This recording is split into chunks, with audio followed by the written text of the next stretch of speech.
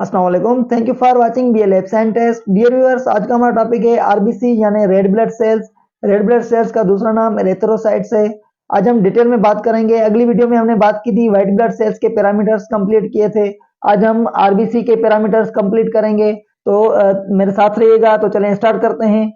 तो हम बात कर रहे थे आरबीसी यानी एरिथ्रोसाइट्स की। एरिथ्रोसाइट्स जो होता है वो एक एन न्यूक्लिएट होता है, उसके अंदर न्यूक्लियस प्रेजेंट नहीं होता है।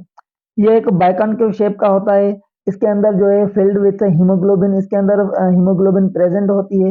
उसका ये काम होता है कि ट्रांसपोर्ट करता है oxygen and carbon dioxide between lungs and tissues. Lungs और टिश्यूज के दरमियान जो कार्बन डाइऑक्साइड और ऑक्सीजन की ट्रांसपोर्ट होती है, ये हीमोग्लोबिन और आरबीसी का काम होता है। आरबीसी प्रोड्यूस होता है रेड बोन मेरो से। इस प्रोसेस को कहा जाता है एरिथ्रोपोइसिस। ये जो प्रोसेस होता है 24 डेज तक चलता है। उसके बाद मेच्योर सेल बन जाता है। मेच्योर सेल बनने के बाद वो ब्लड स्ट्रीम में रिलीज हो जाता है। उसके बाद जो उसकी लाइफ स्पैन होती है वो 120 डेज होती है। 120 डेज के बाद आरबीसीज जो है वो ओल्ड आरबीसीज हो जाता है। उसके बाद वो डिस्ट्रॉय हो जाता है स्प्लीन और लीवर में। नॉर्मल रेंज की बात करेंगे, मेल और फीमेल में डिफरेंट रेंज होती है। 4.5 टू 6.0 मिलियन पर सेल्स माइक्रोलीटर जो है मेल में होती है, और 4.2 टू 5.5 मिलियन पर माइक्रोलीटर जो है फीमेल में होती है। और अगर लेस देन 4.5 और 4.2 यानी मेल और फीमेल मिलियंस पर माइक्रोलीटर ब्लड होगी, तो इस कंडीशन को कहा जाता है एरिथ्रोसाइटोपिनिया। इसके काजेज जो हैं वो multiple myeloma, iron vitamin B12 deficiency और thyroid disorders, malnutrition, internal and external bleeding. और अगर मोर देन यानी आरबीसीज 6.0 और 5.5 मेल और फीमेल मिलियंस पर माइक्रोलीटर अगर किसी में होती है, तो इस कंडीशन को कहा जाता है एरिथ्रोसाइटोसिस। उसके जो काजेज होते हैं वो स्मोकिंग कर रहा होता है पेशेंट, किडनी ट्यूमर होती है, डिहाइड्रेशन, लंग्स डिजीज, पॉलीसेथीमिया वेरा, ये सारी कंडीशंस होती हैं जिसमें एरिथ्रोसाइटोसिस पाया जाता है। ये जो हमने बात की आरबीसी यानी रेड ब्लड सेल्स की। अब जो नेक्स्ट पैरामीटर है वो हिमाटोक्रिट। हिमाटोक्रिट को पैक्ड सेल्स वॉल्यूम यानी पीसीवी भी कहा जाता है। इसमें हम ये चेक करते हैं कि होल ब्लड में परसेंटेज देखते हैं आरबीसी की कितनी परसेंटेज है।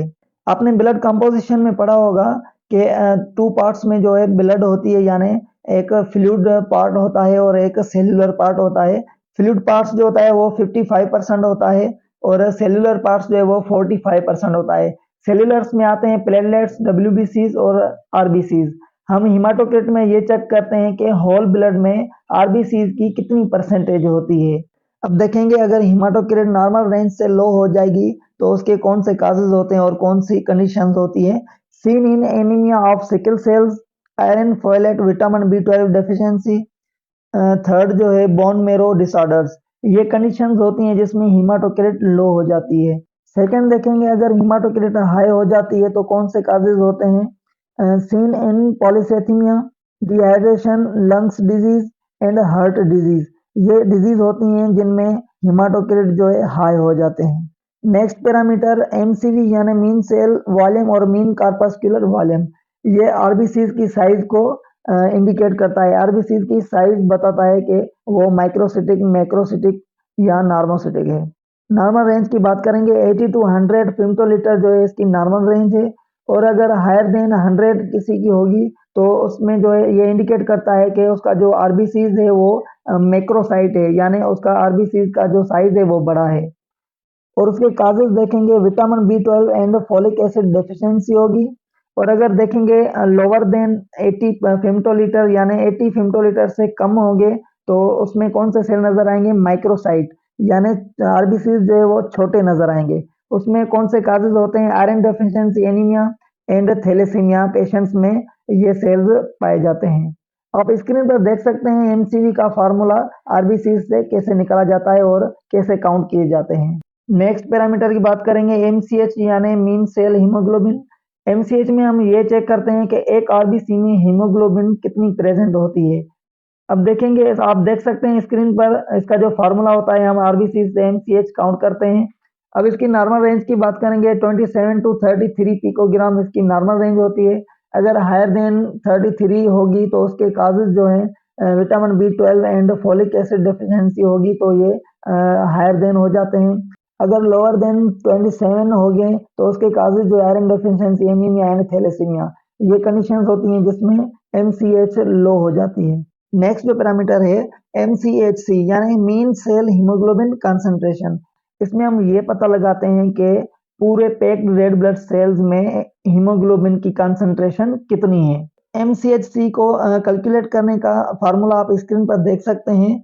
नॉर्मल रेंज की बात करेंगे 33 टू 35 ग्राम पर डेसीलीटर इसकी नॉर्मल रेंज है। अगर इसकी हायर देन 35 होगी तो इसके काजेज जो है विटामिन B12 डेफिशिएंसी और लीवर डिजीज। इन डिजीज में जो MCHC है वो हाई देखी जाती है। लो MCHC की बात करेंगे उसके जो काजेज हैं आयरन डेफिशिएंसी और पैरासाइटिक इन्फेक्शन। इन कंडीशंस में MCHC जो है वो लो हो जाती है। डियर व्यूअर्स, उम्मीद है आप लोगों को समझ में आ गया होगा आरबीसी यानी रेड ब्लड सेल्स का कौन सा फंक्शन होता है और कौन से शेप के होते हैं। डियर व्यूअर्स, सीबीसी के जो जितने भी पैरामीटर्स हैं यानी white blood cells, red blood sales, आज हमने रेड ब्लड सेल्स को कंप्लीट किया। अगली वीडियो में हमने व्हाइट ब्लड सेल्स को कंप्लीट किया था। तो इंशाल्लाह बकाया जितने भी पैरामीटर्स रह गए हैं वो भी जल्दी आप दोस्तों से शेयर करूंगा। तब तक के लिए मेरे साथ रहिएगा। Thank you.